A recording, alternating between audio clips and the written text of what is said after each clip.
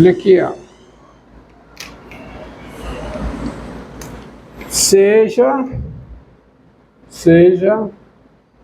f de R em R a função dada por f de x igual a x mais 2, se x é diferente de 1, tá?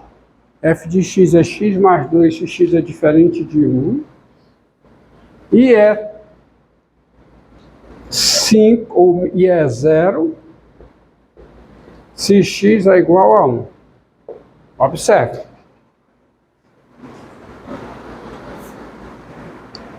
Vamos ver se a função é contínua no 1, tá?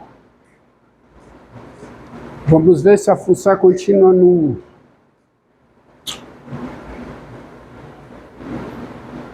Tá? Então,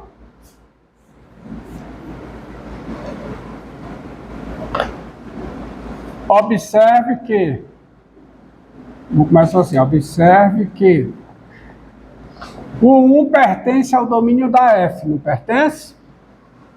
Claro, pertence. Quem é 1 pertence ao domínio da f.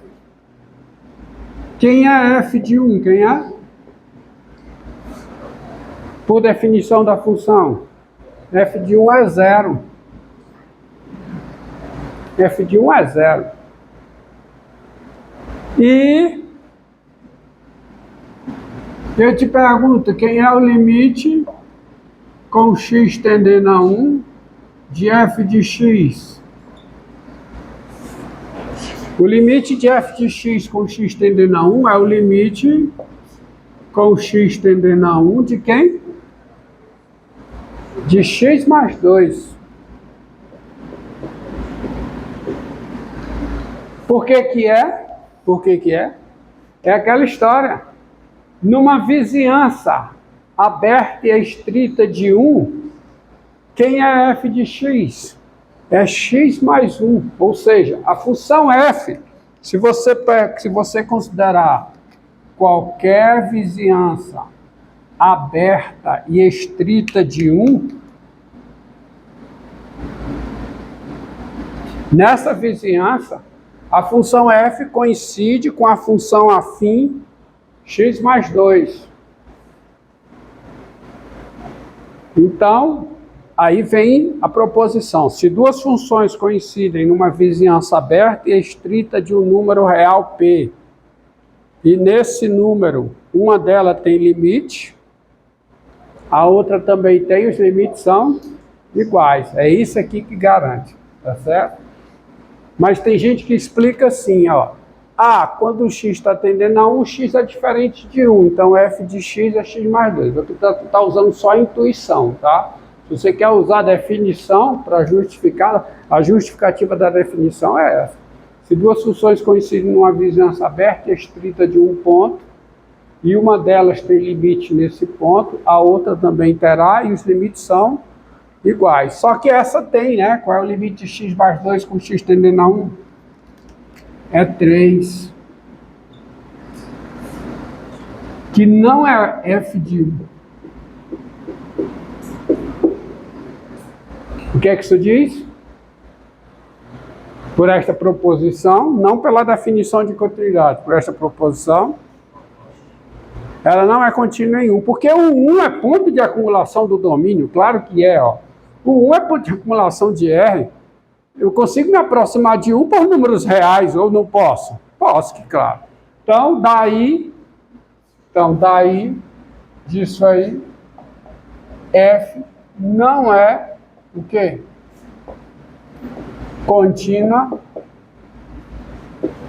no número real. Tá? Agora, observe o seguinte, tá certo? Mas, eu vou botar até o mas aqui, mas, dado P diferente de 1, nós sabemos nós sabemos. E aí é propriedade operatória do limite. Propriedade operatória do limite. Quem é o limite de f de x com x tendendo a p? Isso aqui é o limite com x tendendo a p de quem? Tá? Não, perdão, esse aqui também é a proposição. É a mesma proposição. Quem é o limite de f de x com x tendendo a p? Me diga. Vamos lá, você é capaz de responder aqui. Antes eu falei uma besteira, depois eu vou corrigir. Quem é o limite de f de x com x tendendo a p, se o p é diferente de 1? Eu me equivoquei no que eu falei antes, mas vou corrigir agora explicando isso para você. O p é diferente de 1. Quem é o limite de f de x com x tendendo a p? Vou fazer um desenho aqui, ó. Fazer um desenho aqui. Está aqui o 1. Se o p é diferente de 1, o p ou é maior que 1 ou é menor que 1. Ou é maior que 1 ou é menor que 1. Sem perda de generalidade, eu vou supor aqui que ele é menor que 1. Isso aqui é o P. Tá? P diferente de 1. Estou desenhando na esquerda, mas o que eu farei aqui vale para a direita também.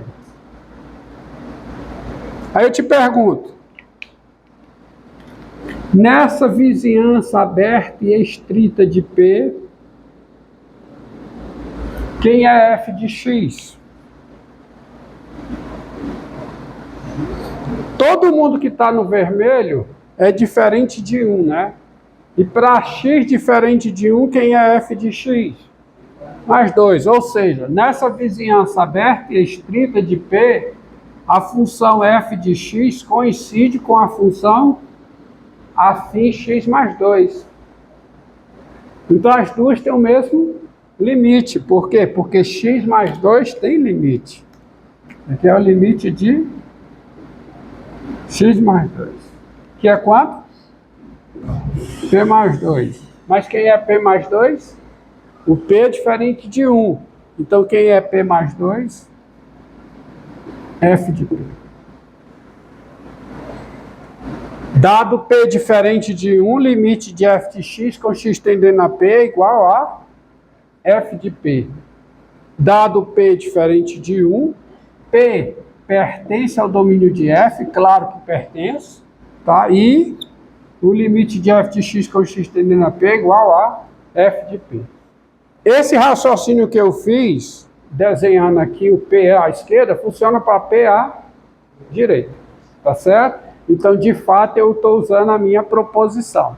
Se duas funções coincidem numa vizinhança aberta e estrita de um ponto, e nesse ponto uma delas tem limite, a outra também terá, os limites são iguais, que é exatamente, essa tem, dá o f de P. Isto diz o quê, hein? Isto diz que f é contínua em P. Portanto, a função f, ela é o quê? Contínua em P. Então, essa função, ela não é contínua no 1, que está no seu domínio, mas é contínua em qualquer ponto do seu domínio diferente de 1, certo? Ok? Tem. O argumento que vai ao encontro desta proposição, que, novamente, que diz que se duas funções coincidem numa vizinhança aberta e estrita de um ponto, tá? E nesse ponto uma delas tem limite, então as duas têm o mesmo limite, os limites são iguais, é você chegar aqui e observar o seguinte, ó. Você raciocina desse jeito. O P é diferente de 1, né? Então você raciocina assim. Se o x tende a P, eu passo a assumir que o x é diferente de 1. Porque se o x está próximo de P, o x pode ser assumido diferente de 1. Aí quem é f de x? X mais 2. E o limite dá P mais 2, que é o f de P. Mas em essência o que você está usando é esta proposição, tá? Então, quando você raciocina desta maneira, de novo, vamos cá, x está tendendo a P, o x é diferente de P, mas como ele está tendendo a P, e o P é diferente de 1, eu posso assumir também que ele é diferente de 1. Mas se x é diferente de 1, quem é f de x? X mais 2. E aí, o limite com x tendendo a P de x mais 2 é P mais 2, que é o f de P. Mas ao fazer isso, você está usando esta proposição que eu enunciei na aula passada e estou usando direto. Qual é a proposição? Se duas funções coincidem numa vizinhança aberta e estrita de um ponto, se duas funções coincidem numa vizinhança aberta e estrita de um ponto, e nesse ponto uma delas tem limite real, a outra também tem limite real e os limites são iguais, certo? É isso que eu estou usando.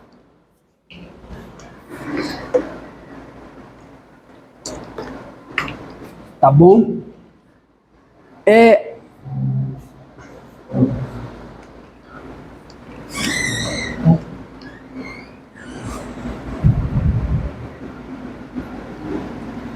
Eu vou dar duas definições e a segunda delas, ela é bem sutil. Você não pode se confundir diante dela, que é a seguinte, ó.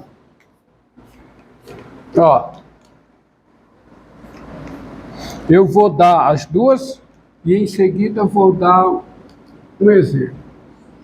Definição.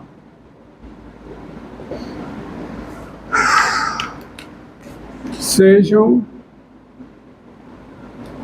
f uma função e A um subconjunto de R. Não vazio, tá? Só faz sentido se não for não vazio. Vou colocar aqui, não vazio. Nós dizemos que a função f ela é contínua no conjunto A, tá? Nós dizemos que f é contínua no conjunto A quando f é contínua em cada ponto P pertencente a A. Em cada ponto de A. Em cada P que pertence a A. Então, quando é que uma função é contínua no conjunto? Ela é contínua em todos os pontos deste conjunto. E aí, tem a definição seguinte: seja f uma função, no singular, tá? Seja f uma função. Nós dizemos que f é contínua, sem dizer aonde, tá? Nós dizemos que f é uma função contínua. Nós dizemos que f é contínua quando f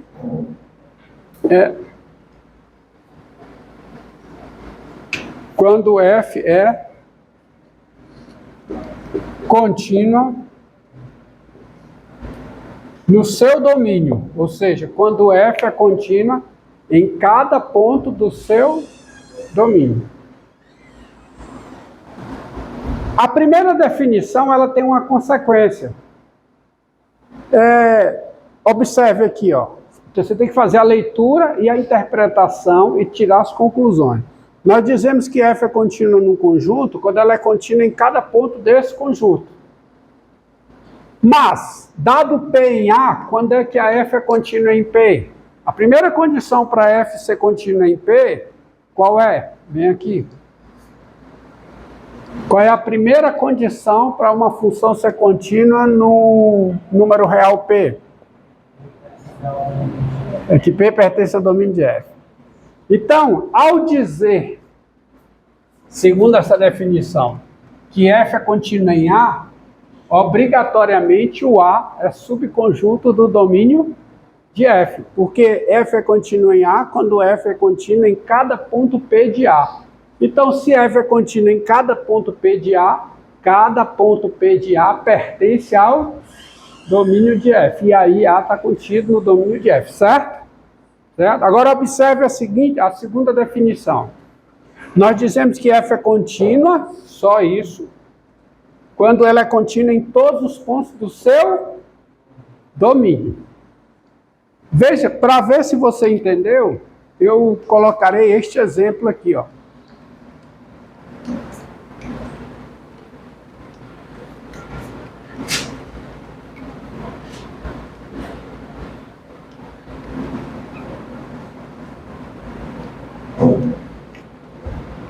Olha aqui, vamos ver se você entendeu essa definição.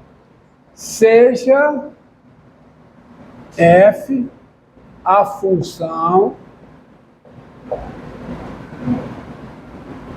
dada por f de x igual a quê? A 1 sobre x2 menos 4. Tá? Tá? Primeira conclusão. Tens... Quem é o domínio de f? Quem é?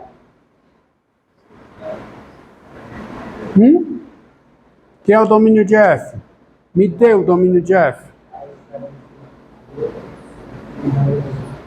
Domínio de f é o conjunto dos números reais.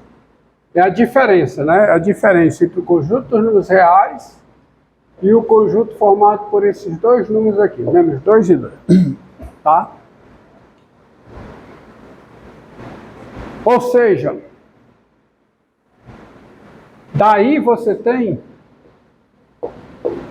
f não é contínua, não é contínua em 2. Por que não é contínua em 2? Porque 2 não pertence ao domínio de f, nem em menos 2. Por quê? Porque menos 2 não pertence ao domínio de f. Estou usando a definição. É bom você aprender a responder as coisas. Você, no cálculo, você responde as perguntas usando definições ou proposições, tá certo? Então, a f não é contínua em 2, por quê? Porque 2 não pertence ao domínio de f. Tá? Bom? Nem menos 2. Eu vou botar até aqui, pois, a justificativa, pois 2 não pertence ao domínio de f e menos 2 também não pertence ao domínio de f. Agora vem outra frase, tá? Dado P pertencente ao domínio de f, ou seja, dado P diferente de 2 e de menos 2, bem, todos os pontos, todos os números reais são pontos de acumulação do domínio de f, claro que são, tá? Eu posso me aproximar de menos de 2 por pontos no domínio de f, eu posso aproximar de menos 2. De fato, qualquer número real P, eu consigo me aproximar dele por pontos que são diferentes de 2 e de menos 2. Então, dado P pertencente ao domínio de f, quem é o limite de f de x com x tendendo a P? Isso é, nós já sabemos, é o limite dessa função racional de 1 sobre x2 menos 4, com x tendendo a P.